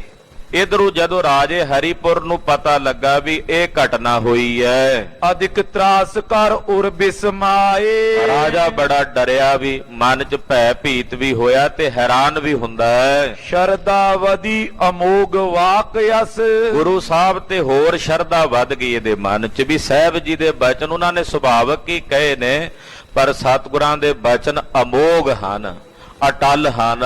ਜਿਮ ਰਗ ਬਰ ਕੇ ਸਰ ਸਫਲਾਏ, ਕਹਿੰਦੇ ਜਿਵੇਂ ਭਗਵਾਨ ਰਾਮਚੰਦਰ ਜੀ ਦਾ ਤੀਰ ਨਿਸ਼ਫਲ ਨਹੀਂ ਜਾਂਦਾ, ਏਦਾਂ ਸਤਿਗੁਰਾਂ ਦਾ ਕੀਤਾ ਵਾਕ ਨਿਸ਼ਫਲ ਨਹੀਂ ਜਾਂਦਾ। ਰਿਓ ਕਿਤਕ ਦਿਨ ਨਿਤ ਪ੍ਰਤ ਦਰਸੇ, ਉਹ ਰਾਣੀ ਬਾਹਰ ਨੂੰ ਹੀ ਚਲੀ ਗਈ, ਇਹਨਾਂ ਨੇ ਵੀ ਮੁੜ ਕੇ ਉਹਦੀ ਭਾਲ ਨਹੀਂ ਕੀਤੀ ਵੀ ਹੁਣ ਆ ਵੀ ਫਾ ਵੀ ਬਾਬਰੀ ਹੋਈ, ਕਿੱਥੋਂ ਲਿਆਈਏ ਲੱਭ ਕੇ ਭਾਲ ਕੇ। ਪਰ ਉਹਦੇ ਭਾਗਾਂ 'ਚ ਕੋਈ ਹੋਰ ਖੇਡ ਪਰਮੇਸ਼ਰ ਦੀ ਰਚੀ ਹੋਈ ਸੀ, ਉਹਨੂੰ ਮਹਾਰਾਜ ਜੀ ਨੇ ਹੋਰ ਸਦ ਬੁੱਧੀ ਦੇਣੀ ਸੀ। ਉਹ ਘਟਨਾ ਅੱਗੇ ਘਟਣੀ ਹੈ, ਹਾਲੇ ਕਥਾ ਅੱਗੇ ਆਵੇਗੀ। ਹਰੀਪੁਰ ਦਾ ਰਾਜਾ ਇਹ ਕੁਝ ਦਿਨ ਮਹਾਰਾਜ ਜੀ ਦੇ ਪਾਸ ਗੋਇੰਦਵਾਲ ਸਾਹਿਬ ਹੀ ਰਿਹਾ। ਬੰਧਨ ਕਰੇ ਭਾਉ ਬੋਠਾਨ, ਬੜੀ ਭਾਵਨਾ ਨਾਲ ਪ੍ਰੇਮ ਨਾਲ ਸਤਿਗੁਰੂ ਜੀ ਦੇ ਆ ਕੇ ਰੋਜ਼ ਦਰਸ਼ਨ ਕਰਦਾ ਹੈ। ਨਹੀਂ ਭਾਰ ਜਾ ਪ੍ਰਾਪਤ ਹੋਈ, ਕਹਿੰਦੇ ਉਹ ਇਸਤਰੀ ਇਹੋ ਜਿਹੀ ਕਿਤੇ, ਕਿਉਂਕਿ ਗੋਇੰਦਵਾਲ ਸਾਹਿਬ ਦੂਰ ਦੂਰ ਤੱਕ ਜੰਗਲ ਹੀ ਸੀ ਉਦੋਂ, ਉਹ ਬਾਹਰ ਬਨ ਵਿੱਚ ਇਹੋ ਜਿਹੀ ਗਹਿਰੇ ਕਿਤੇ ਚਲੀ ਗਈ ਵੀ ਉਹਨੂੰ ਲੱਭਿਆ ਵੀ ਇਹਨਾਂ ਨੇ, ਭਾਲਿਆ ਵੀ ਪਰ ਉਹ ਨਹੀਂ ਲੱਭੀ। ਕਰੇ ਬੇਗ ਗਮਨੀ ਉਦਿਆਨ, ਉਹ ਇੰਨੇ ਵੇਗ ਨਾਲ ਗਈ ਜੰਗਲ ਵਿੱਚ ਕਿ ਮੁੜ ਕੇ ਲੱਭਣਾ ਮੁਸ਼ਕਲ ਹੋ ਗਿਆ। ਦੇਵ ਦੇਗ ਕਰਾਵਤ ਰਿਓ ਗੁਰੂ ਕੀ, ਔਰ ਇਹ ਗੁਰੂ ਘਰ ਵਿੱਚ ਰਿਹਾ। ਇਹਨੇ ਕੁਝ ਦਿਨ ਮਹਾਰਾਜ ਜੀ ਦੇ ਲੰਗਰਾਂ ਦੀ ਸੇਵਾ ਕੀਤੀ। ਕਹਿੰਦਾ ਮਹਾਰਾਜ ਕੋਈ ਦਿਨ ਭਾਵੇਂ ਇੱਕ ਦਿਨ ਦਾ ਰਸਤ ਬਸਤ ਲੈਂਦੇ ਹੋ ਆਪ ਜੀ, ਇੱਕ ਦਿਨ ਦੀ ਲਿਆਉਣੀ ਇਹਨੇ, ਲੰਗਰ ਵਿੱਚ ਭੇਟ ਕਰਨੀ ਤੇ ਲੰਗਰ ਤਿਆਰ ਹੋ ਜਾਣਾ। ਅਗਲੇ ਦਿਨ ਫੇਰ ਓਨੀ ਰਸਤ ਲੈ ਕੇ ਆਉਣੀ। ਏਦਾਂ ਕੁਝ ਦਿਨ ਮਹਾਰਾਜ ਜੀ ਦੇ ਲੰਗਰਾਂ 'ਚ ਰਹਿ ਕੇ ਇਹ ਲੰਗਰ ਦਾ ਸਿੱਧਾ ਲਿਆ ਕੇ ਸੇਵਾ ਟਹਿਲ ਕਰਦਾ ਰਿਹਾ। ਸਚਵਿਨ ਸਹਿਤ ਕਰਤ ਤੈ ਖਾਨ, ਤੇ ਆਪਣਿਆਂ ਵਜ਼ੀਰਾਂ ਦੇ ਸਮੇਤ ਤੇ ਲੰਗਰ ਵਿੱਚ ਹੀ ਪ੍ਰਸ਼ਾਦਾ ਛਕਦਾ, ਕਿਉਂਕਿ ਪਤਾ ਸੀ ਵੀ ਦਰਸ਼ਨ ਤਾਂ ਹੋਣੇ ਨੇ ਜੇ ਪਹਿਲਾਂ ਲੰਗਰ 'ਚ ਪ੍ਰਸ਼ਾਦਾ ਛਕਾਂਗੇ। ਜਿੰਨੇ ਦਿਨ ਰਿਹਾ ਆਪਣਿਆਂ ਵਜ਼ੀਰਾਂ ਅਹਿਲਕਾਰਾਂ ਸਮੇਤ ਗੁਰੂ ਪਾਤਸ਼ਾਹ ਦੇ ਲੰਗਰਾਂ 'ਚ ਹੀ ਲੰਗਰ ਛਕਦਾ ਰਿਹਾ। ਡਰੇ ਅਵਗਿਆ ਤੇ ਕੁਛ ਹੋਏ ਨਾ, ਮਨ ਵਿੱਚ ਡਰਦਾ ਵੀ ਹੈ ਵੀ ਮੇਰੇ ਕੋਲੋਂ ਕੋਈ ਅਵੱਗਿਆ ਨਾ ਹੋ ਜੇ, ਮਨ 'ਚ ਭੈ ਵੀ ਰੱਖਦਾ ਗੁਰੂ ਸਾਹਿਬ ਦਾ, ਕਿਉਂਕਿ ਇੱਕ ਖੇਡ ਵੇਖ ਲਈ ਹੈ ਨਾ ਘਟਨਾ ਕਿ ਰਾਣੀ ਜਿਵੇਂ ਕਮਲੀ ਹੋ ਗਈ ਹੈ, ਤੂੰ ਮਨ 'ਚ ਬੜਾ ਹੀ ਭੈ ਸਤਿਗੁਰਾਂ ਦਾ ਅਦਬ ਕਿ ਮੇਰੇ ਕੋਲੋਂ ਕੋਈ ਅਵੱਗਿਆ ਨਾ ਹੋ। ਇਹ ਹੈ ਗੁਰੂ ਘਰ ਵਿੱਚ ਵਿਚਰਨ ਦਾ ਖਾਲਸਾ ਜੀ ਤਰੀਕਾ। ਆਖੋ ਸਤਿਨਾਮ ਸ੍ਰੀ ਵਾਹਿਗੁਰੂ। ਸਤਿਗੁਰਾਂ ਦੇ ਦਰਬਾਰ ਵਿੱਚ ਗੁਰੂ ਘਰ ਵਿੱਚ ਵਿਚਰਨ ਦਾ ਇਹ ਤਰੀਕਾ ਹੈ, ਗੁਰੂ ਦਾ ਭੈ ਰੱਖ ਕੇ ਮੇਰੇ ਕੋਲੋਂ ਕੋਈ ਅਵੱਗਿਆ ਨਾ ਹੋ ਜੇ। ਗੁਰੂ ਘਰ ਮਾੜਾ ਫੁਰਨਾ ਵੀ ਨਾ ਆ ਜੇ ਮਨ 'ਚ ਕਿਤੇ। ਆਖੋ ਸਤਿਨਾਮ ਸ੍ਰੀ ਵਾਹਿਗੁਰੂ। ਫੁਰਨਾ ਵੀ ਨਾ ਮਾੜਾ ਫੁਰੇ, ਕਿਉਂਕਿ ਜੇ ਫੁਰਨਾ ਵੀ ਫੁਰਿਆ ਤੇ ਉਹ ਵੀ ਤਾਂ ਵਗਿਆ ਹੀ ਹੈ ਨਾ। ਖਾਲਸਾ ਜੀ ਐਸੇ ਸੇਵਕ ਬਹੁਤ ਵਿਰਲੇ ਮਿਲਦੇ ਆ ਜਿਹੜੇ ਇਹੋ ਜੀ ਭੈ ਭਾਵਨੀ 'ਚ ਗੁਰੂ ਘਰ 'ਚ ਵਿਚਰਦੇ ਹੋਣ। ਨਹੀਂ ਤਾਂ ਇੱਥੇ ਤਾਂ ਲੜਾਈਆਂ ਪੜਾਈਆਂ ਬਹੁਤੀਆਂ ਵੇਖਣ ਨੂੰ ਆਉਂਦੀਆਂ। ਮਨ ਵਿੱਚ ਗੁਰੂ ਸਾਹਿਬ ਦਾ ਭੈ ਅਦਬ ਨਹੀਂ, ਡਰ ਨਹੀਂ। ਰਾਜਾ ਹਰੀਪੁਰ ਇਉਂ ਵਿਚਰਦਾ ਹੈ ਕਿ ਬਿਲਕੁਲ ਭੈ ਰੱਖ ਕੇ ਕਿ ਮੇਰੇ ਕੋਲੋਂ ਕੋਈ ਅਵੱਗਿਆ ਨਾ ਹੋ ਜੇ, ਮਹਾਰਾਜ ਜੀ ਭੁੱਲ ਨਾ ਹੋ ਜੇ ਮੇਰੇ ਕੋਲ ਕੋਈ। ਏਦਾਂ ਗੁਰੂ ਸਾਹਿਬ ਦੇ ਘਰ 'ਚ ਸੇਵਾ ਟਹਿਲ ਕਰਦਾ ਹੈ। ਮਨ ਤੇ ਨਮਰੀ ਰਹੇ ਮਹਾਨ, ਮਨ 'ਚ ਵੀ ਨਹੀਂ ਫੁਰਨਾ ਮਾੜਾ ਕਰਦਾ, ਮਨ 'ਚ ਵੀ ਬੜਾ ਵਿਨਿਮਰ ਭਾਵ ਹੋ ਕੇ ਰਹਿੰਦਾ। ਉਹ ਭੁੱਲ ਗਿਆ ਵੀ ਮੈਂ ਰਾਜਾ ਹਾਂ, ਵੀ ਮੈਂ ਹਰੀਪੁਰ ਦੀ ਰਿਆਸਤ ਦਾ ਰਾਜਾ ਹਾਂ, ਇਹ ਸਭ ਭੁੱਲਿਆ ਹੋਇਆ। ਤੂੰ ਹਰੀਪੁਰ ਦੀ ਰਿਆਸਤ ਦਾ ਰਾਜਾ, ਇਹ ਵੀ ਉਹਨੂੰ ਚੇਤੇ ਨਹੀਂ। ਇੱਥੇ ਤਾਂ ਘਰ ਵਿੱਚ ਜਿਹਨੂੰ ਪੁੱਛਦਾ ਨਾ ਹੋਵੇ ਕੋਈ, ਉਹ ਵੀ ਆ ਕੇ ਗੁਰੂ ਘਰ ਦੇ ਉੱਤੇ ਸੇਵਾਦਾਰਾਂ ਦੇ ਉੱਤੇ ਖਿੱਚਦਾ ਹੁੰਦਾ, ਤੂੰ ਜਾਣਦਾ ਮੈਨੂੰ ਮੈਂ ਕੌਣ ਆ। ਇਹ ਵਰਤਾਰਾ ਹੈ, ਦੁਖਾਂਤ ਹੈ, ਇਹਨੂੰ ਕਹਿ ਸਕਦੇ ਆ ਵੀ ਘਰ ਵਿੱਚ ਜਿਹਦੀ ਲਾਣੇਦਾਰੀ ਨਾ ਹੋਵੇ, ਘਰ ਵਿੱਚ ਵੀ ਜਿਹਨੂੰ ਉਹ ਕਹਿੰਦੇ ਹੁਣ ਉਹ ਪਰੇ ਬਹਿ ਜਾ, ਉੱਥੇ ਬਹਿ ਕੇ ਦੋ ਟੁੱਕਰ ਖਾ ਲੈ, ਉਹ ਵੀ ਆ ਕੇ ਗੁਰੂ ਘਰ ਵਿੱਚ ਆਪਣੀ ਹਸਤੀ ਵਿਖਾਉਂਦਾ ਵੀ ਮੈਂ ਕੁਝ ਹਾਂ। ਇੱਥੇ ਹਰੀਪੁਰ ਦੀ ਰਿਆਸਤ ਦਾ ਰਾਜਾ ਹੈ, ਪਰ ਮਨ 'ਚ ਕਦੇ ਸੰਕਲਪ ਹੀ ਨਹੀਂ ਫੁਰਨ ਦਿੱਤਾ ਗੁਰੂ ਘਰ ਵਿੱਚ ਜਿੰਨਾ ਚਿਰ ਰਿਹਾ ਕਿ ਮੈਂ ਰਾਜਾ ਹਾਂ। ਸੇਵਕ ਭਾਵ ਹੁਣ ਵੀ ਹੈਣ ਐਸੇ, ਬੀਜ ਨਾਸ ਨਹੀਂ ਹੁੰਦਾ ਸਤਿਗੁਰਾਂ ਦੇ ਚਰਨਾਂ ਵਿੱਚ, ਕਿਉਂਕਿ ਸਰਬ ਪ੍ਰਕਾਰ ਦੇ ਹੀ ਆਉਣੇ ਆ ਇੱਥੇ ਤਾਂ। ਜੇ ਉਦਾਂ ਦੇ ਹੈਣ ਤੇ ਇਦਾਂ ਦੇ ਵੀ ਹੈਣ, ਵੱਡੀਆਂ ਵੱਡੀਆਂ ਪਦਵੀਆਂ ਤੇ ਹਨ, ਪਰ ਕਦੇ ਗੁਰੂ ਘਰ ਵਿੱਚ ਆ ਕੇ ਆਪਣਾ ਆਪਾ ਨਹੀਂ ਜਣਾਉਂਦੇ। ਬਨੇਮਰ ਭਾਵ ਨਾਲ ਸਤਿਗੁਰਾਂ ਦੇ ਚਰਨਾਂ 'ਚ ਆ ਕੇ ਬੈਠਦੇ, ਸੇਵਾ ਟਹਿਲ ਕਰਦੇ, ਪਤਾ ਹੀ ਨਹੀਂ ਹੁੰਦਾ ਵੀ ਕਿਹੜੀ ਪਦਵੀ ਦੇ ਉੱਤੇ ਹੈ। ਇਹੋ ਜਿਹਾ ਗੁਰੂ ਘਰ ਦੇ ਵਿੱਚ ਵੀ ਹੁਣ ਵੀ ਹੈ ਇਹ ਵਰਤਾਰਾ। ਇਹ ਵਡਿਆਈ ਕੱਲੀ ਗੁਰੂ ਨਾਨਕ ਸਾਹਿਬ ਦੇ ਘਰ ਵਿੱਚ ਹੀ ਤੁਹਾਨੂੰ ਵੇਖਣ ਨੂੰ ਮਿਲੇਗੀ, ਦੁਨੀਆ ਦੇ ਕਿਸੇ ਹੋਰ ਘਰ 'ਚ ਨਹੀਂ ਦੇਖਣ ਨੂੰ ਮਿਲੇਗੀ। ਇਹ ਵਡਿਆਈ ਗੁਰੂ ਨਾਨਕ ਸਾਹਿਬ ਦੇ ਘਰ ਦੀ ਹੈ। ਤੋ ਰਾਜੇ ਨੇ ਕਦੇ ਆਪਣੇ ਮਨ 'ਚ ਸੰਕਲਪ ਹੀ ਨਹੀਂ ਲਿਆਂਦਾ ਮੈਂ ਰਾਜਾ, ਬੜੇ ਵਿਨਿਮਰ ਭਾਵ ਨਾਲ ਰਹਿੰਦਾ ਹੈ। ਕਿਤਕ ਦਿਵਸ ਬਸ ਵਿਦਾ ਪਇਓ ਪੁਨ, ਕੁਝ ਦਿਨ ਰਹਿ ਕੇ ਫਿਰ ਸਤਿਗੁਰਾਂ ਦੇ ਕੋਲੋਂ ਆਗਿਆ ਲੈ ਕੇ ਵਿਦਾ ਹੋ ਕੇ, ਰਾਣੀ ਨੂੰ ਵੀ ਤਾਂ ਹੀ ਨਹੀਂ ਲੱਭਿਆ ਇਹਨੇ ਆਖਿਆ ਵੀ ਜਿਹਨੂੰ ਸਤਿਗੁਰਾਂ ਨੇ ਕਹਿ ਦਿੱਤਾ ਵੀ ਕਮਲੀ, ਵੀ ਉਹਨੂੰ ਹੁਣ ਕਿਵੇਂ ਲੈ ਕੇ ਜਾਵਾਂ ਲੱਭ ਕੇ ਨਾਲ ਪਹਾੜ ਕੇ, ਵੀ ਜੇ ਗੁਰੂ ਸਾਹਿਬ ਨੇ ਫਟਕਾਰ ਦਿੱਤੀ ਹੈ। ਤੋ ਮਨ 'ਚ ਭੈ ਵੀ ਸੀ ਵੀ ਜੇ ਹੁਣ ਉਹਨੂੰ ਨਾਲ ਲੈ ਕੇ ਜਾਵਾਂਗਾ ਸਤਿਗੁਰਾਂ ਕੋਲ, ਖਬਰੇ ਮੈਨੂੰ ਨਾ ਸਤਿਗੁਰੂ ਕੋਈ ਬਚਨ ਕਰ ਦੇਣ। ਉਹ ਡਰਦਾ ਹੀ ਮਹਾਰਾਜ ਜੀ ਦਾ ਭੈ ਹਿਰਦੇ 'ਚ ਰੱਖ ਕੇ ਵਾਪਸ ਚਲਾ ਗਿਆ। ਸਤਿਗੁਰ ਆਇਸ ਤਿਸ ਕੋ ਦੀਨ, ਸਤਿਗੁਰੂ ਜੀ ਨੇ ਆਗਿਆ ਦਿੱਤੀ ਰਾਜੇ ਨੂੰ ਜਾਣ ਦੀ। ਸਾਵਣ ਮਲ ਗੁਰੂ ਹੈ ਤੁਮਰੂ, ਮਹਾਰਾਜ ਜੀ ਨੇ ਵੀ ਹੁਕਮ ਕੀਤਾ ਹਰੀਪੁਰ ਦੇ ਰਾਜੇ ਨੂੰ, ਰਾਜਾ ਸਾਵਣ ਮੱਲ ਜੀ ਅੱਜ ਤੋਂ ਬਾਅਦ ਤੁਹਾਡੇ ਸਾਰਿਆਂ ਦੇ ਆਗੂ ਹਨ। ਇਹਨਾਂ ਨੂੰ ਅਸੀਂ ਮੰਜੀ ਦਿੱਤੀ ਆ ਪ੍ਰਚਾਰਕ ਦੀ, ਇਹ ਤੁਹਾਨੂੰ ਸਭ ਨੂੰ ਗੁਰੂ ਚਰਨਾਂ ਨਾਲ ਜੋੜਨਗੇ। ਇਸ ਕੋ ਨਿਤ ਮਾਨੋ ਹਿਤ ਕੀਨ, ਤੁਸੀਂ ਇਹਨਾਂ ਦਾ ਨਿਤ ਸਤਕਾਰ ਕਰਨਾ, ਇਹਨਾਂ ਦਾ ਅਦਬ ਰੱਖਣਾ ਹੈ। ਸੁਤ ਜਿਵਾਏ ਬੇ ਆਦ ਕਾਮਨਾ, ਤੁਹਾਡੀਆਂ ਕਾਮਨਾਵਾਂ ਇਹਨਾਂ ਨੇ ਪਹਿਲੋਂ ਪੂਰਨ ਕੀਤੀਆਂ ਨੇ। ਪੂਰਬ ਪੂਰਨ ਕਰੀ ਪ੍ਰਬੀਨ, ਤੁਸੀਂ ਇਹ ਚੰਗੀ ਤਰ੍ਹਾਂ ਇਹਨਾਂ ਨੂੰ ਜਾਣਦੇ ਹੋ। ਅਬ ਪੀ ਬਾਚਿਤ ਦੇ ਸਬਨ ਤਿਲ, ਹੁਣ ਵੀ ਤੁਸੀਂ ਜੋ ਚਾਹੋਗੇ ਇਹਦੇ ਕੋਲੋਂ ਤੁਹਾਨੂੰ ਪ੍ਰਾਪਤ ਹੋਵੇਗਾ। ਸ਼ਰਦਾ ਤਰੋ ਕਸ਼ਟ ਗਨ ਤੁਸੀਂ ਇਹਨਾਂ ਤੇ ਸ਼ਰਧਾ ਰੱਖਣੀ ਹੈ, ਤੁਹਾਡੇ ਕਸ਼ਟ ਦੂਰ ਹੋਣਗੇ। ਸਰਬ ਦੇਸ਼ ਤੁਮਰੇ ਕੋ ਗੁਰ ਹੈ, ਅੱਜ ਤੋਂ ਬਾਅਦ ਇਹ ਤੁਹਾਡੇ ਸਾਰੇ ਦੇਸ਼ ਦੇ ਹਰੀਪੁਰ ਦੀ ਰਿਆਸਤ ਦੇ ਆਗੂ ਹਨ। ਹਿਤ ਕਰ ਸੇਵੋ ਪ੍ਰਿਥਮ ਸਮਾਨ, ਔਰ ਹਿਤ ਨਾਲ ਇਹਨਾਂ ਦੀ ਜਿਵੇਂ ਪਹਿਲਾਂ ਸੇਵਾ ਕਰਦੇ ਸੋ ਏਦਾਂ ਅੱਗੇ ਵੀ ਸੇਵਾ ਕਰਨੀ ਹੈ। ਹਾਥ ਜੋੜ ਨਿਰਪਨੇ ਸਿਰ ਧਾਰੀ, ਰਾਜੇ ਹਰੀਪੁਰ ਨੇ ਹੱਥ ਜੋੜ ਕੇ ਮਹਾਰਾਜ ਜੀ ਦੀ ਆਗਿਆ ਸਿਰ ਮੱਥੇ ਪ੍ਰਵਾਨ ਕੀਤੀ। ਤਿਨ ਕੇ ਨਿਤ ਅਨੁਸਾਰ ਮਹਾਨ, ਕਹਿਣ ਲੱਗਾ ਮਹਾਰਾਜ ਮੈਂ ਨਿਤ ਇਹਨਾਂ ਦੇ ਅਨੁਸਾਰ ਹੀ ਚੱਲਾਂਗਾ। ਮਨੋ ਪ੍ਰਾਨ ਸਭ ਕੇ ਸੁਤ ਐਸੋ, ਮਹਾਰਾਜ ਜੀ ਜਿਵੇਂ ਮੇਰਾ ਪੁੱਤਰ ਸੀ ਉਹ ਸਾਡਾ ਮਾਨੋ ਪ੍ਰਾਣ ਸੀ, ਉਹ ਸਾਡੇ ਸਾਰਿਆਂ ਦਾ ਜੀਵਨ ਸੀ। ਮਿਰਤਕ ਜੀਵਾਏ ਦਿਓ ਵੱਡ ਦਾਨ, ਇਹਨਾਂ ਨੇ ਸਾਨੂੰ ਪ੍ਰਾਣ ਦਾਨ ਕੀਤੇ ਨੇ, ਫਿਰ ਤੁਹਾਡੇ ਨਾਲ ਮੇਲ ਕਰਾਇਆ, ਅਸੀਂ ਇਹਨਾਂ ਨੂੰ ਕਿਵੇਂ ਭੁੱਲ ਸਕਦੇ ਹਾਂ। ਕੋਈ ਜਨ ਹਰਸਿਓ ਦੇਵੈ ਜੋਰ, ਆਖੋ ਸਤਨਾਮ ਸ੍ਰੀ ਵਾਹਿਗੁਰੂ। ਕੋਈ ਜਨ ਹਰਸਿਓ ਦੇਵੈ ਜੋਰ, ਚਰਨ ਗਹੋਂ ਬਕੋ ਸ਼ੁਭ ਰਸਨਾ, ਦੀਜੈ ਪ੍ਰਾਣ ਅਕੋਰ। ਪਾਤਸ਼ਾਹ ਕਹਿੰਦੇ ਕੋਈ ਰੱਬ ਦਾ ਪਿਆਰਾ ਸਾਨੂੰ ਹਰੀ ਨਾਲ ਜੋੜ ਦੇਵੇ, ਮੈਂ ਉਹਦੇ ਚਰਨ ਫੜੀ ਰੱਖਾਂ, ਆਪਣੇ ਪ੍ਰਾਣ ਉਹਦੇ ਚਰਨਾਂ 'ਚ ਭੇਟ ਕਰ ਦਿਆਂ। ਮਹਾਰਾਜ ਇਹਨਾਂ ਨੇ ਸਾਨੂੰ ਤੁਹਾਡੇ ਨਾਲ ਮਿਲਿਆ, ਅਸੀਂ ਇਹਨਾਂ ਨੂੰ ਕਿਵੇਂ ਭੁਲਾ ਸਕਦੇ ਹਾਂ। ਸਤਿ ਸ੍ਰੀ ਅਕਾਲ। ਕੋਈ ਆਣ ਮਿਲਾਵੇ ਮੇਰਾ ਪ੍ਰੀਤਮ ਪਿਆਰਾ, ਹੋਂ ਤਿਸ ਪਹਿ ਆਪ ਵਿਚਾਈ, ਦਰਸ਼ਨ ਹਰ ਦੇਖਣ ਕੈ ਤਾਈ। ਮਹਾਰਾਜ ਹੁਣ ਇਹਨਾਂ ਦੇ ਤਾਂ ਕੂਕਰਾਂ ਨੂੰ ਵੀ ਪ੍ਰਣਾਮ ਹੈ, ਇਹਨਾਂ ਦੇ ਕੂਕਰਾਂ ਨੂੰ ਵੀ ਪ੍ਰਣਾਮ ਹੈ, ਇਹਨਾਂ ਦਾ ਸਤਿਕਾਰ। ਇਹਨਾਂ ਨੇ ਤਾਂ ਸਾਡੇ ਤੇ ਏਡਾ ਵੱਡਾ ਤਰਸ ਕੀਤਾ, ਸਾਨੂੰ ਪ੍ਰਾਣ ਦਾਨ ਦਿੱਤੇ ਹਨ। ਫਿਰ ਮਹਾਰਾਜ ਤੁਹਾਡੇ ਦਰਸ਼ਨ ਕਰਵਾਏ ਨੇ, ਤੁਹਾਡੇ ਚਰਨਾਂ ਨਾਲ ਜੋੜਿਆ ਹੈ। ਇਸ ਤੇ ਨੀਕੋ ਆਨ ਕੌਣ ਹੈ, ਸਾਡੇ ਵਾਸਤੇ ਇਹਨਾਂ ਤੋਂ ਚੰਗਾ ਹੋਰ ਕੌਣ ਹੈ, ਇਹਨਾਂ ਤੋਂ ਚੰਗਾ ਹੋਰ ਕੌਣ ਹੈ। ਮਹਾਰਾਜ ਤੈ ਸਾਹਿਬ ਕੀ ਬਾਤ ਜੇ ਆਖੈ, ਕਹੋ ਨਾਨਕ ਕਿਆ ਦੀਜੈ, ਸੀਸ ਵੱਢੇ ਕਰ ਬੈਸਣ ਦੀਜੈ ਬਿਨ ਸਿਰ ਸੇਵ ਕਰੀਜੈ। ਮਹਾਰਾਜ ਜੀ ਸਾਡੇ ਵਾਸਤੇ ਇਹਦੇ ਤੋਂ ਸ੍ਰੇਸ਼ਟ ਹੋਰ ਕੌਣ ਹੈ ਜਿਨ੍ਹਾਂ ਨੇ ਤੁਹਾਡੇ ਨਾਲ ਸਾਡਾ ਮੇਲ ਕਰਾਇਆ। ਕੋਈ ਜਨ ਹਰਿ ਦੇਵੈ ਜੋਰ, ਕੋਈ ਜਨ ਹਰਿ ਦੇਵੈ ਜੋਰ, ਕੋਈ ਜਨ ਹਰਿ ਸਿਉ ਦੇਵੈ ਜੋਰ, ਕੋਈ ਜਨ ਹਰਿ ਸਿਉ ਦੇਵੈ ਜੋਰ।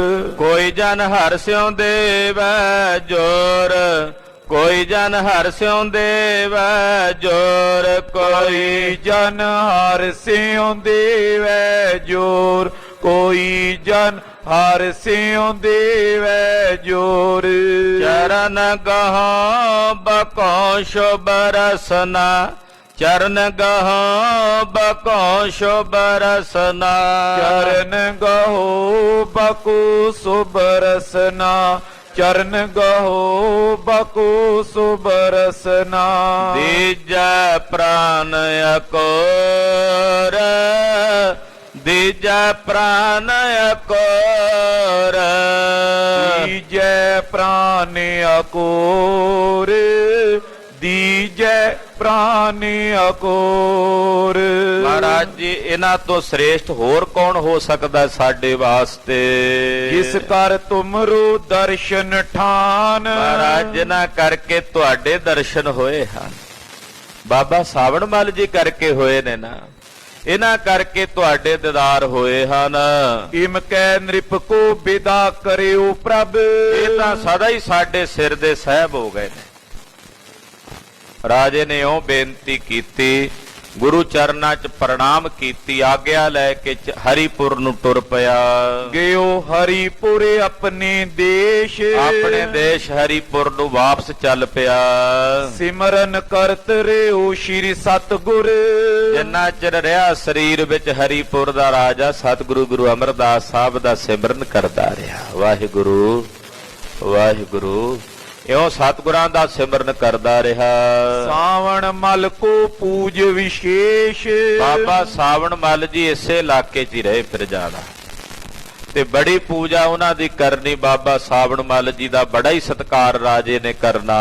ਸਚਵਨ ਸਹਿਤ ਪ੍ਰਜਾ ਸਭ ਮਾਨੇ, ਆਪਣੇ ਵਜ਼ੀਰਾਂ ਅਹਿਲਕਾਰਾਂ ਸਮੇਤ ਸਾਰੇ ਇਕੱਠੇ ਹੋ ਕੇ ਬਾਬਾ ਸਾਵਣ ਮੱਲ ਜੀ ਦਾ ਸਨਮਾਨ ਕਰਦੇ ਨੇ। ਉੱਤਮ ਦੇਤ ਅਕੂਰ ਹਮੇਸ਼, ਔਰ ਹਮੇਸ਼ਾ ਬਾਬਾ ਸਾਵਣ ਮੱਲ ਜੀ ਨੂੰ ਲੰਗਰ ਵਿੱਚ ਵਧੀਆ ਪਕਵਾਨ ਭੋਜਨ ਛਕਾਉਂਦੇ। ਗੋਇੰਦਵਾਲ ਵਸੇ ਕਬ ਆਏ ਸੋ, ਕਦੇ ਕਦੇ ਗੋਇੰਦਵਾਲ ਸਾਹਿਬ ਵੀ ਆ ਜਾਂਦੇ ਤੇ ਬਾਬਾ ਸਾਵਣ ਮੱਲ ਜੀ ਵੀ ਆਉਂਦੇ ਦਰਸ਼ਨਾਂ ਨੂੰ, ਤੇ ਕੁਝ ਦਿਨ ਮਹਾਰਾਜ ਜੀ ਕੋਲ ਰਹਿੰਦੇ।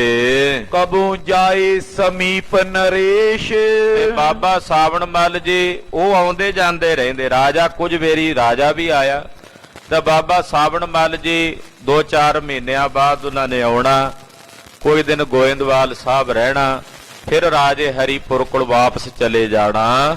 ਇੱਕ ਸੇਵਕ ਨਿਤ ਲੰਗਰ ਕੇ ਹਿਤ। ਇਹ ਤਾਂ ਸੀ ਬਾਬਾ ਸਾਵਣ ਮੱਲ ਜੀ ਦੀ ਮੰਜੀ ਦੀ ਕਥਾ। 22 ਮੰਜੀਆਂ ਬਾਬਾ ਸਾਵਣ ਮੱਲ ਜੀ ਨੂੰ ਕਿਵੇਂ ਮੰਜੀ ਮਿਲੀ। ਹੁਣ ਇੱਕ ਹੋਰ ਗੁਰੂ ਘਰ ਦੇ ਮਹਾਨ ਪਰਮ ਸੇਵਕ ਗੁਰਸਿੱਖ ਹੋਏ ਨੇ ਜਿਨ੍ਹਾਂ ਨੂੰ ਮੰਜੀ ਪ੍ਰਾਪਤ ਹੋਈ। 22 ਮੰਜੀਆਂ ਚੋਂ ਇੱਕ ਸੱਚੀ ਮੰਜੀ ਜਿਹਨੂੰ ਕਹਿੰਦੇ, ਉਹ ਨੇ ਬਾਬਾ ਸੱਚਣ ਸੱਚ ਜੀ। ਉਹਨਾਂ ਦੀ ਕਥਾ ਚੱਲਣ ਲੱਗੀ ਹੈ। ਭਾਈ ਸੱਚਣ ਸੱਚ ਇਹ ਲਾਹੌਰ ਦੇ ਇਲਾਕੇ ਦੇ ਨਗਰ ਵਿੱਚ ਇੱਕ ਪਿੰਡ ਹੈ ਮੰਦਰ, ਉੱਥੋਂ ਦੇ ਰਹਿਣ ਵਾਲੇ ਸਨ। ਉੱਥੋਂ ਦਾ ਇਹਨਾਂ ਦਾ ਜਨਮ ਸੀ ਤੇ ਗੁਰੂ ਸਾਹਿਬ ਦੇ ਚਰਨਾਂ 'ਚ ਸੇਵਾ ਕਰਦੇ। ਸੱਚਣ ਸੱਚ ਇਹਨਾਂ ਨੂੰ ਤਾਂ ਕਹਿੰਦੇ ਸਨ ਕਿਉਂਕਿ ਜਦੋਂ ਵੀ ਕਿਤੇ ਬੋਲਦੇ ਰਸਨਾ ਤੋਂ ਇਹ ਸ਼ਬਦ ਕਹਿੰਦੇ, ਸੱਚਣ ਸੱਚ, ਸੱਚਣ ਸੱਚ। ਨਾ ਇਹਨਾਂ ਦਾ ਹੋਰ ਸੀ, ਪਰ ਉਹ ਨਾਂ ਪ੍ਰਗਟ ਹੀ ਨਹੀਂ ਹੋਇਆ। ਇਹ ਹੀ ਨਾਂ ਪ੍ਰਗਟ ਹੋ ਗਿਆ ਸਾਰੇ ਪਾਸੇ। ਸਭ ਇਹਨੂੰ ਕੋਈ ਕਹੇ ਭੂਰੇ ਵਾਲਾ, ਕਿਉਂਕਿ ਕੰਬਲ ਰੱਖਦੇ ਸੀ, ਕਹਿੰਦੇ ਉਹ ਭੂਰੇ ਵਾਲਾ ਜਿਹੜਾ ਸਿੱਖ ਹੈ, ਜਾਂ ਇਹਨੂੰ ਕਹਿਣਾ ਉਹ ਜਿਹੜਾ ਸੱਚਣ ਸੱਚ ਹੈ। ਉਹਦੀ ਕਥਾ ਚੱਲਣ ਲੱਗੀ ਹੈ। ਉਹ ਕਥਾ ਆਪ ਜੀ ਅਗਲਿਆਂ ਪ੍ਰਸੰਗਾਂ ਵਿੱਚ ਸਰਵਣ ਕਰੋਗੇ। ਗੁਰੂ ਪਾਤਸ਼ਾਹ ਦਾ ਪਾਵਨ ਇਤਿਹਾਸ ਹੈ। ਕਥਨ ਕਰਦਿਆਂ ਹੋਈਆਂ ਭੁੱਲਾਂ ਚੁੱਕਾਂ ਦੀ ਖਿਮਾ ਕਰਨੀ, ਅਰਦਾਸ ਕਰਨੀ ਸਤਿਗੁਰੂ ਜੀ